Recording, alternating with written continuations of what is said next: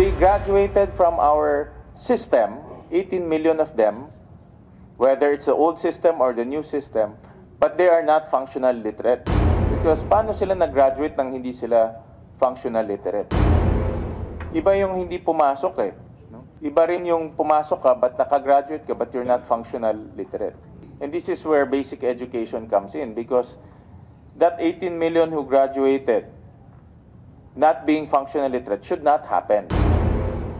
Yeah, so we need to address this because when we were doing our observations in EDCOM, we also saw that there were 15-year-olds. They're junior high school, but they cannot read a simple story. No? So it's actually happening on the ground. No?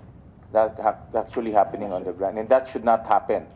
DepEd should already be proactive in making sure that no one will graduate not being functional literate.